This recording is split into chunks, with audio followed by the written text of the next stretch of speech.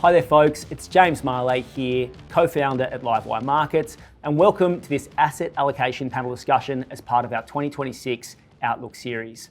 Now 2025 has been a good year for investors, but I reckon there's a few twists and turns that lie ahead in 2026. It's not all smooth sailing. I'm joined today by Charlie Viola from Viola Private Wealth and Ben Clark from TMS Private Wealth, and I'm going to be drawing on their decades of asset allocation experience and building portfolios that can compound over the long term to help set you up for 2026. So Ben and Charlie, thanks very much for coming in and great to have you back in. Thanks, James. Much appreciated. Good doing it. Yeah, good to see you, Charlie. You too, mate. So folks, in this session, we're going to discuss a few of the factors that are influencing their thinking around asset allocation. We'll talk about setting realistic return expectations, which I think is appropriate after a couple of bumpy years in markets. And we'll also do a little check-in on my SMSF portfolio, just to talk through some of the changes and bring you a real-world example of how these two gentlemen think. But to start off with, a quick run around the grounds on asset class returns. Global equities with the S&P 500 up 16%, Aussie equities mid-single digits, bit over 5%. Fixed income, this is using a US total bond market return, just under 7%. Gold, the standout, up 59%. Cash, you can get a term deposit around 4.35%. And Bitcoin, which was toppling the tables last year, down 2%. Now, gents, when I revisited our session from last year, I think you guys get A+, full marks on some of the calls you made. So I'm imagining your clients have had a good year. The challenge now is to do it again. Charlie, let's start with you. What are the top two or three factors that are top of mind for you when you're thinking about asset allocation going into 2026? Yeah, look, I think it's always the same, right? So for 25 years of counting other people's money and, trying to spread it around and have good asset quality and good diversity, it's always the same thing. So GDP growth around relative economies, inflation expectations, because it kind of drives interest rates, and then we like to look heavily at the general data. So, and that's really important to us. Earnings numbers, US job numbers, company earnings. And what we've probably all seen is that if we go back 2 weeks, NVIDIA were going to announce, we all basically held our breath for about 12 hours because we knew that if NVIDIA didn't hit their numbers, the whole market was going to fall off the back of it, hit its numbers, and we kind of continued on our merry way. So, we'll continue to look at those fundamentals. We always look for the signals rather than the noise as we build out those portfolios. And the proof is a little bit in the pudding. Last year we sort of talked about we wanted to hold a little bit less in terms of Australian equities, and it wasn't so much reducing the amount of Australian equities, it was not allocating more to Australian equities in the same proportion as what we had done previously. And the 5% outcomes versus where we did put a bit more of our allocation to global equities, which did a bit better than that, is probably proof in the pudding there, and a bit more to those sort of defensive and growth alternatives, which again have generated outsized returns versus equity returns over the past 12 months. So, and we'll keep doing the same thing. Just on inflation, it's really topical here in Australia right now. What's your read on sort of the divergence with the inflation and the rates outlook here in Australia versus US, and how are you thinking about that for the year ahead? Inflation in the US seems to have less of an impact because of, their loans are done over 30 years and therefore the sort of cost of capital issues are less than they are here. Our loans are done shorter. We have, the impact on spending is greater here. So we are way more focused on it here, and our credit markets and our banks and what have you are far more susceptible. And certainly our A-REITs, we've been open for a long time. We don't like investing in listed REITs. They're just way too susceptible to rate markets. I think the inflation story, inflation's kind of stagnated. Like it's been reasonably steady for a period of time. Yep. What we need to see now is a whole cycle of that, and those rates remain reasonably steady just to give markets a good level of confidence.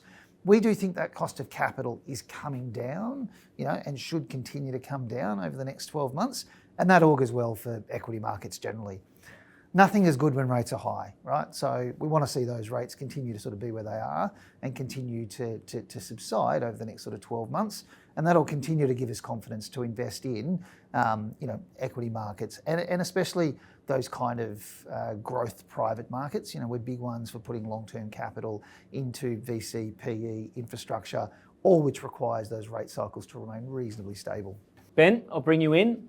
two or three things that are front of mind at TMS Private Wealth when you're thinking about 2026? Yeah, so I think for me, valuations is something.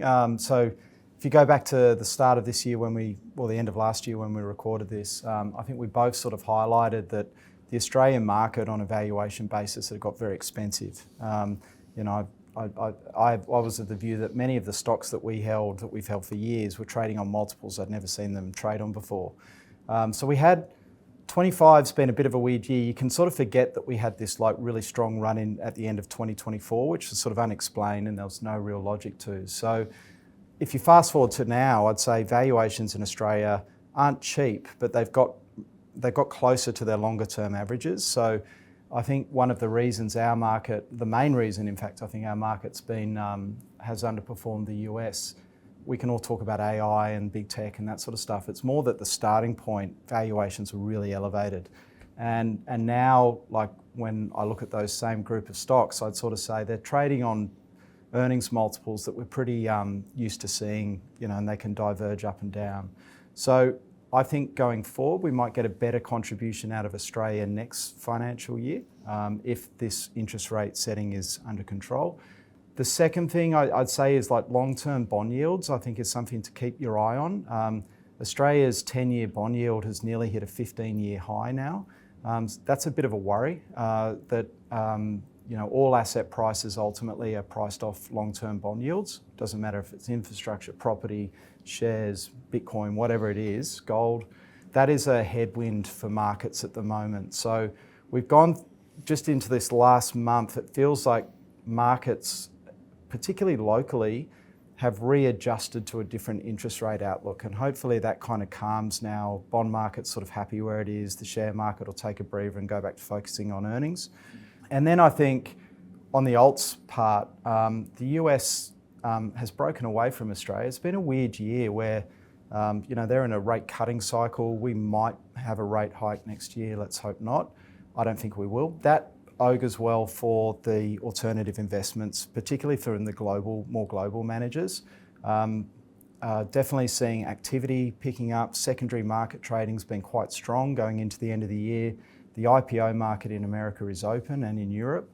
So that allows for these firms to monetize existing investments, hopefully at good levels versus valuations, and recycle capital. Yeah. So they're all sort of themes that I'm feeling like we're watching into the end of the year. I think Ben's right. Those Australian equities, especially where you use them as sort of bond proxies, where you use them to generate and push cash into client bank accounts, it's much more palatable to do it when CBA is at 150 than 175. So there was probably some sensible pullback in the banks, and that's obviously impacted total returns for the 12-month period, just given how much they dominate the index. So we're still buyers of Australian equities. We just might do less of it than what we might have done 5 years ago, because the relative return for the risk you take now is a bit lower. They're still good things to buy. They still should be in all client portfolios. Ben, just on the Australian market, for the index to move higher, you generally need the banks to make a decent contribution. Yeah. It seems like some of the steam that was in, full steam ahead this time last year has come out of that banking sector. Does it look more reasonable, or do you still feel like that's going to be an anchor on the market? I still feel like it's going to be an anchor. I still think at best this year, 2026, bank share prices might be where they started the year and pay a reasonable dividend yield. I think they could come off a bit further. Their valuations are still stretched. Next year, to me, sets up as being a really interesting year for more active managers, because what has also decoupled is growth stocks in Australia versus growth stocks in America. If you look at the returns of a lot of growth managers for 2025, they've had a really rough year. Domestic growth managers, and also actually global growth managers in many cases have significantly underperformed the index. And so not all, but some. But locally, I'd say that it hasn't been an earnings issue that has seen this. I think that interest rate story locally has been a part of it. There's sort of the AI scare campaign with some growth stocks, but where valuations now are in that part of the market look much more attractive than we've seen in a while. Why don't we get into the practical side of things and bring up the allocations that you've sent through. These are hypotheticals, and the gentleman would tell you they would tailor these allocations based on individual client needs, but I think it gives you a good picture, and the charts that we'll bring up on the screen for you show target allocations, where they were this time last year and where they are today. Charlie, I'll start with you. Maybe you could talk through some of the major overweight, underweights, and how you've thought about putting this allocation together. Yeah, so when I think about what we've done here, and I guess the questions were asked by you, is how would we invest kind of new money through the year, and how would we deal with existing portfolios? Ultimately, we're probably reasonably fortunate in our business. We take on a lot of new cash, new capital. We've got lots of investors who continue to work and bring us new money. So it's how we allocate new money that comes to us. So, as you can see from the chart, we had a lower weight over the last 12 months in terms of our domestic equities exposures. We still like domestic equities. It was still generating a reasonable return for the risk that we were taking, but we definitely favoured global equities, and investors have done well as a result of that. So that feels like a good decision. I think we, like everybody, have benefited from that sort of mega cap tech exposure that sits in these portfolios. I do think that if we're going to see disruption, it'll be in that AI space. So, that's something for us to be really cautious about and kind of make sure that we're continuing to review. One place where, what we're reasonably well known for and we do a lot of, we like to generate real revenue within our client portfolios. We've done that through private markets. We've probably got a bigger allocation to what we call defensive alternatives. Yep. So private debt, private credit, and real asset type stuff, so infrastructure. We like those in our portfolios. It punches cash into the bank account. Important to understand that we use it virtually as opposed to fixed interest. So private credit is a massive spectrum, all the way from very low LVR, first loss provision, no construction, all the way up to virtually pref equity, right? Yeah. We tend to use defensive alternatives all the way down the defensive end, where we've got security of our capital, again, good sponsor strength. And we know, generally speaking, the unit price isn't going to change from $1, but we keep punching money into the bank account. So, our target return out of that sector is sort of 6 to 9% for clients. And we like it because it gives us real cash flow into portfolios that allows us to redeploy over time. We put a bigger amount into the growth alternatives, so private equity, VC, some of the private credit stuff, which sits more at the equity, and infrastructure style investments in 25. We'll do the same in 26. We continue to think, if we're taking kind of 10, 15, 25-year view on portfolios, that's where the best returns are going to come from. We saw a good year for private equity managers, both as a result of the secondary stuff that Ben was talking about, but we're actually now starting to see exits occur. We had a period for probably 4 or 5 years where a lot of the managers were really struggling to kind of, they were kind of rebasing valuations, but they were struggling to get actual exits. We're now starting to see exits, clients getting their money back, confidence has kind of resumed, and we've had this significant, almost kind of democratization of these private equity markets. It's just much easier to access, even for a client, with a smaller balance. It used to be only for family offices and institutional investors. Now everybody can kind of invest in it. So we're really comfortable with this. We don't feel the need to hold heaps of cash. We'll find liquidity from other parts of the portfolio if we need it. And again, we benefit from people sticking new money in, and this is kind of how we'll allocate it. Ben, let's jump across to what you sent through. We'll bring it up on the screen for our viewers there. Let's start on the home base. Yes. The original target was 50% Aussie equities. Yeah. This year down at 35, which is down from 40 prior year. So that's obviously a big tilt for you. I think of 2023, first half of 2024 was us educating ourselves on this alt space. It had been a place that we hadn't played in, really, given our DNA as more direct investors. And what really interested us was that there was 2 or 3 really tough years in that private equity market due to what happened with rates and a dry up in exits, etc. And there was froth in public markets, and it was too big a disconnect. And so the reason we've came down very rapidly at the end of last year and further down this year is we've seen growth alternative options which we think look really interesting. And for up until probably June, sort of July, we saw very frothy valuations. So it wasn't that we've made a call that we don't like the Australian share market. It's more that we felt the time was right to go from an area that felt a bit overloved in the short term into an area that felt out of love. I guess deal flow is another thing. Sometimes you don't always you can't invest in these sort of funds under your own sort of time frame. There's kind of a set date where you need to be a part of it, or that's it.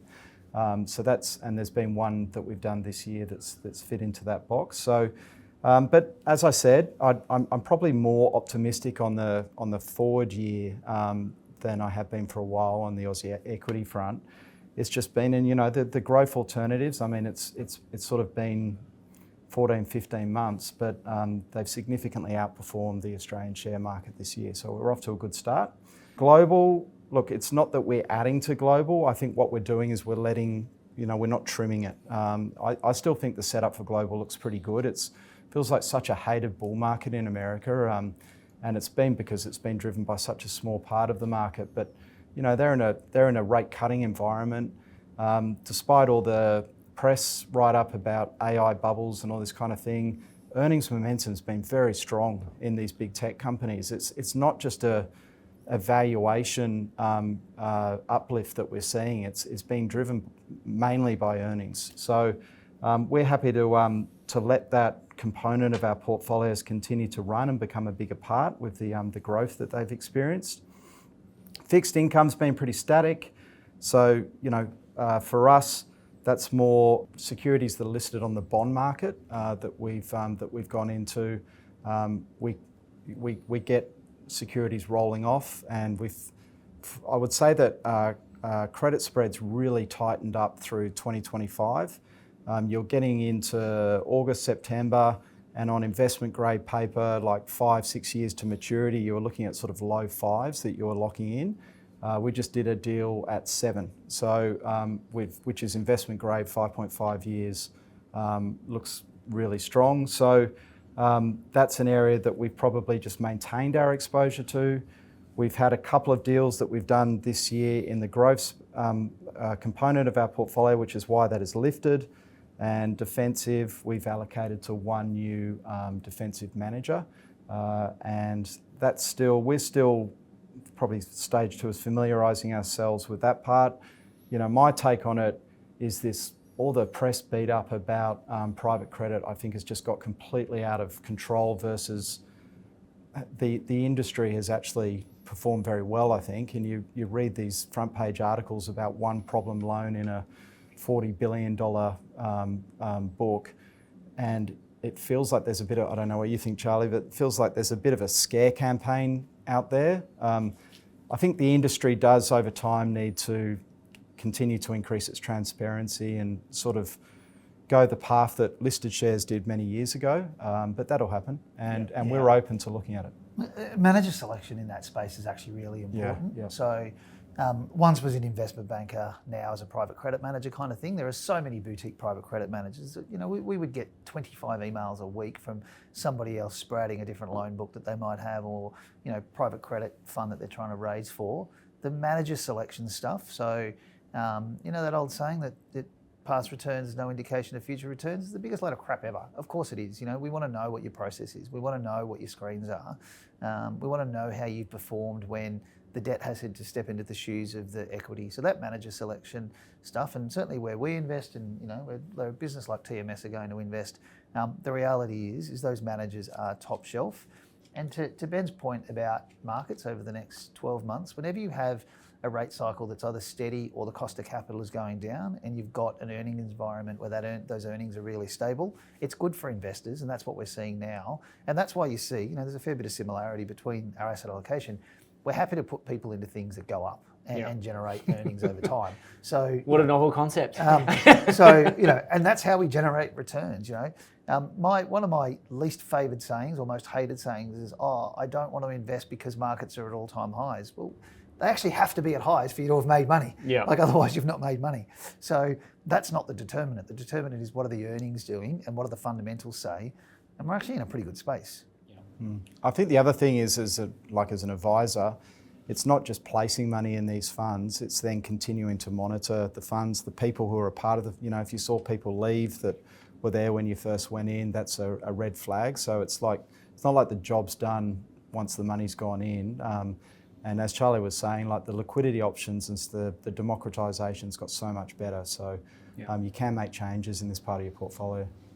Great. Well, folks, we're going to jump into a bit of an educational component of the chat. For those of you interested in learning more, if you revisit, and I'll put these links in the video and on the wire, on Livewire, the one from 12 months ago, we talked about portfolio rebalancing. I caught up with Ben mid-year to talk about in more depth about private markets. Today, return expectations. How do you set a reasonable return expectation? I think it's timely because people would be doing a few victory laps after the past few years. But if you haven't shot the lights out, you haven't done 15 or 16% or 20% or 25%, whatever it is, but you've done 10%, you might be feeling like you've got a bit of FOMO. So Ben, I'll give this one to you first. Yep. How do you talk to people about setting out a reasonable return expectation from their portfolio so they can be comfortable with something that doesn't hit the front page of the newspaper? Yeah, look, I think so. I think a misconception about the industry is that we're always just trying to generate the best returns possible for a client, and that's definitely not our approach. So what we want to do is get to know the client financially pretty intimately and really understand what their objectives are for the rest of their lives and potentially multi-generational. And it's actually then looking at, okay, well, what returns do we need to generate to give the client those outcomes without taking on levels of risk that don't need to be taken on. So, for some clients, and then you've got to talk to clients about, the time frame that they're potentially going to be investing for. Everyone's got different tolerances of risk. Some clients have got very high tolerance of risk, others aren't quite so high. So my long answer to this is it's not a one bucket fits all, and that's where you should be wary. If someone's putting you in a bucket, it's probably not the right solution because everyone is wired differently and everyone's circumstances are different, so their portfolios should probably look differently. And so our view is, we're sort of backloading a portfolio based on what a client's objectives are. And that might mean that some of these different asset allocations actually have different weightings for different clients, and that is the case for us. So that's part one. The other thing I'd say, an often understood term is risk-adjusted returns. Everyone talks about returns, but how much risk were you taking on to generate that return? So the bond I was speaking to earlier, that's going to pay a 7% return each year for the next 5 years, and I really can't see a circumstance where that's not going to happen and the capital to be repaid at maturity. That's probably an okay year, not a great year, but it's an okay year in the Aussie market. But the Aussie market will have negative years along that path. So you've always got to be weighing up how much risk did I take on to generate those returns. And in years like we've just had, if you've done those 14s or 15s, you could find that next year you might do a minus 15. It's not inconceivable. Yep. And so you've got to keep them back in mind. Yep. Charlie, he stole all my material. Well, I'm actually going to make you a bit of a hero here because I think there is a lot of industry style terminology that goes around. Risk-adjusted returns is one. Maybe give people who are watching this video a couple of practical questions that they can ask themselves. Like you would get, Ben talked about getting to know clients. Yeah. What are the important questions to ask? Yeah. So we're exactly the same as Ben, right? We talk about being rewarded for the risk that you take. Taking risk is okay, as long as you're being rewarded for it. And seeking out big returns is also okay as long as you can handle the drawdown if it occurs. So we're also the exact same as Ben, where we talk about the context of what a client's trying to achieve. So if you're a client and you're sitting in front of your advisor and the advisor's talking to you about your risk profile or allocation of monies, you need to be really clear with your advisor in terms of what you're actually trying to achieve. You need to be saying to them, hey, I've got whatever the number is, I've got $5 million and I would really like to have $200,000 of free cash flow from that portfolio, and I would like to protect the buying power of my money over time. I would like to see that the 200 becomes 210, becomes 220, becomes 230, and I would like my $5 million to still kind of be there so I can leave a legacy over time. Can you build me a portfolio to do that? At that point, people like Ben and I would go away and we'd build a portfolio around, okay, we need to generate the revenue. So we need enough in the defensive alternatives, the infrastructure style assets to be able to do that. But we also need earnings growth. So we need to put enough into equities to generate some of that earnings growth, because we know good quality companies will grow their earnings over a period of time. So the portfolio construction will always, to use Ben's terms, be backfilled based on what the client is actually trying to achieve. I think as clients, as individuals, just be really clear. And as advisors, it's our job, because clients won't always know how to ask that question, to tease it out of the client, to make sure we're asking that question. The one bit where I differ just a tiny bit from Ben is that while we build all portfolios bespoke, and we do, and we build them in the context of a client situation, the reality is what you find over time is while everybody is different, everybody is a little bit the same.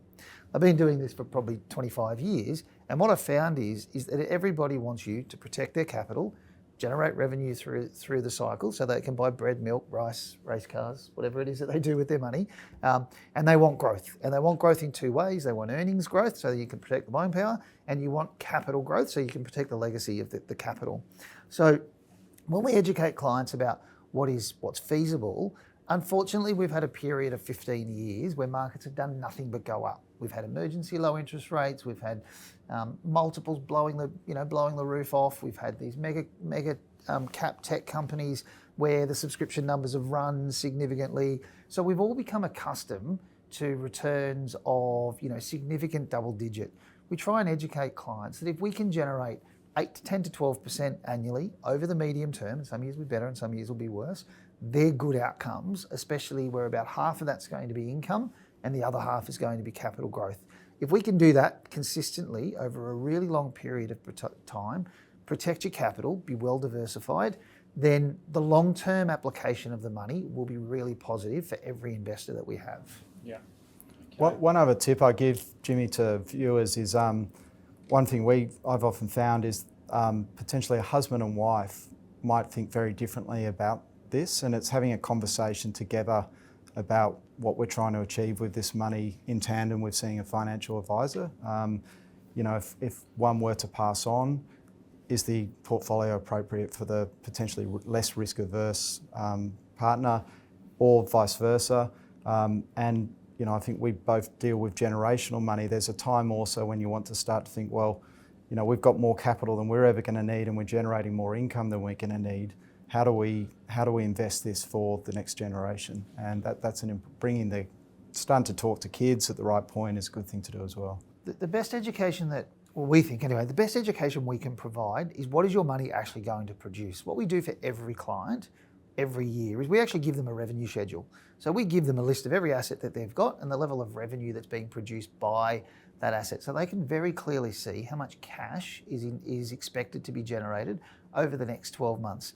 And that helps them formulate a view on whether they're comfortable with the cash being generated or not comfortable, or they want to take more risk to generate more cash, or they've got more need for capital through the year because they're expecting to go and sail down the Rhine or buy the McLaren or do whatever it is that they're doing with their capital. Our best way to describe to a client or educate them around how their portfolio will perform is tell them to treat it like a business. At the beginning of the year, you'd work out, who your clients are and how you're going to generate revenue. We do that with every asset. And it's a simpler saying. If we hold 1,000 CBA shares and we know that CBA are going to pay a $4 dividend, we know we're getting $4,000. Yep. If we've got $100,000 in a property syndicate paying a coupon of 7%, we know we're getting $7,000, and so on and so forth. So we can show the client, we expect 250 grand to turn up in your bank account over the next 12 months. Is that enough? Does that satisfy your needs, or are you comfortable with that? Because we have to take a requisite risk to be able to produce that. Yeah, if that makes sense. Yeah, very good. Change of tack. Let's talk about protecting capital. Is there an asset class or investment you think investors should be cautious of and steering clear of? What makes you nervous as we look at 2026? I think the safe havens, gold and Bitcoin, is what I would single out. I know gold's had a stonking run, best performing asset class last year. I just, when you're seeing these photos of queues of people in Martin Place wanting to buy gold, it's classic top of the market stuff. And I've noticed those queues have started to die down every time I walk through Martin Place. I don't think gold's going to significantly drop off. I'm just saying I don't think it will be the best performing asset class this calendar year. So last year we agitated the Bitcoin supporters on the video because it didn't get a call out. You've now guaranteed that we're going to agitate the people that like gold, Ben. Thanks for that. The gold bugs. Spend all of January responding bugs. to comments on the YouTube channel. Bitcoin's certainly not a safe haven. It just acts like a risk asset. Well, the way that those two have decoupled is quite interesting. Yeah, it's just a risk. Like it just correlates to risk assets and almost magnifies what risk assets do. Risk assets go up, it goes up harder, and when they sort of start to pull back, it goes down a little bit harder. Charlie, same question for you. But just a tiny bit cautious around those assets that are really heavily kind of embedded with AI, because I think that's the one where disruption will happen reasonably swiftly. We're still reasonably comfortable with those tech companies given where earnings are, etc. But any major US company that misses its earnings because of our now expectations of those earnings is going to get smashed. Yeah. And I think that's just going to have a bit of contagion risk to it. So I think, I think the volatility, if that occurs, we're going to have a bit more volatility. I actually think we'll see those things snap back, but expect volatility if anyone comes out with anything soft in their language, because we just now expect all CEOs and CFOs to come out and sing from the rooftop and tell everyone how good they are. The minute they come out and say, hey, trading conditions might be a little bit softer, or we're going to see a slowdown in subscription numbers, or we're going to make a few less GPUs this year, I think markets will take a fairly heavy breath at that point. Yeah. Alrighty, very good. Well, folks, this is the part where I get a bit nervous, get a few chills. I'll bring up my own personal SMSF. The idea here is definitely not to give you recommendations, but it's hopefully to bring some of the things we've discussed into a more practical light. I've shared this over the past 2 episodes I've done in this series, and I thought I'd just take you through some of the changes that I've made. I have reduced and completely sold out of direct equities in BHP, CSL in June, and I exited Charter Hall in November. I have reduced throughout the year at different points my position in gold, ResMed. I reduced the size of the holdings in the global growth funds, and also the illiquid emerging companies, just trim that down. They're all still in there. Originally, the intention, as I said to you gentlemen before the show, was to look at introducing some alternatives to the portfolio. I still haven't quite got my head around how I want to do that. Pretty busy with young kids and work, and I took the easy option, which was to pay down the mortgage on the commercial property that Superfund owns. So yeah, that's where it sits today. It's done about 16% over the past 12 months, plus paid out that income. Although I must say, I still feel like I'm sitting a little heavily on the growth side of the boat. Although I would call out that the biggest single exposure is a highly diversified global ETF. So yeah, that's what it's been doing. Any pro tips? No, I mean the real return that you get out of paying down the debt is like 6 or 6.5%. So it's a good balancing act in terms of doing that. The fact that you trim back those things that had run really hard is sensible from a risk management point of view. So well done. I maintain that if we were putting this portfolio together, we would end up with a graph that kind of had 2 really big blocks. In terms of that sort of equity risk that you take in the portfolio. You've been rewarded for that. We talked before about getting rewarded for the risk that you're taking. You are taking a huge amount of equity market risk within this portfolio. You've been rewarded for it. The way to make sure that you sustain good returns over time is now diversity. So we think that it's probably time to add a little bit of private equity style investment, some real asset exposure in infrastructure, which will just generate that kind of recurring revenue. And then just as you sort of, your exposure to the S&P Global 100, so IOO, I assume that you're holding there, that's a really good quality, broad-based exposure. Leave that, add to it, get some dollar cost averaging benefit from it over time. Just do some filling in of the other bits of the pie because you've kind of got 2 big slices and not much of the other stuff. Just fill those in over time, my view.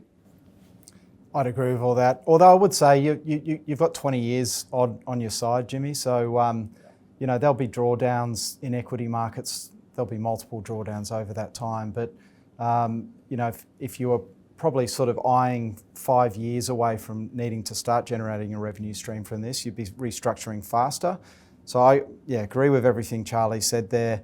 I just maybe call out in the Aussie equity component, a lot of exposure to one manager.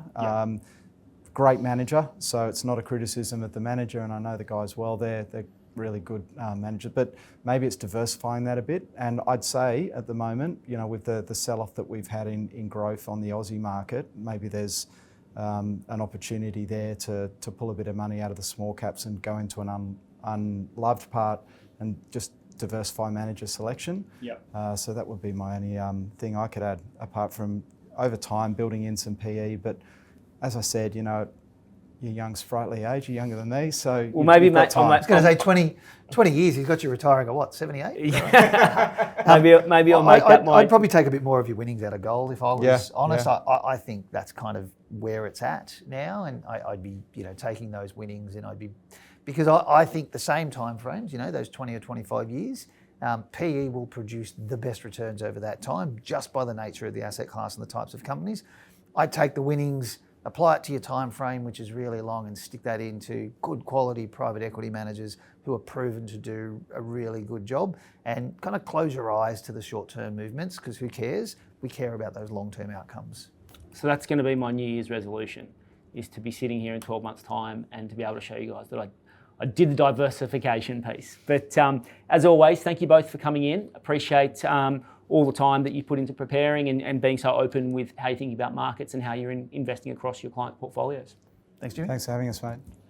Ladies and gentlemen, I hope you enjoyed that follow-on chat with Ben Clark from TMS Private Wealth and Charlie Viola from Viola Private Wealth. I'll put the links to prior episodes in the comments. I think they're worth revisiting. There's plenty of asset allocation tips in there. And remember, keep an eye on our Outlook series. We've got a whole bunch of awesome content dropping throughout December and January. Have a great year.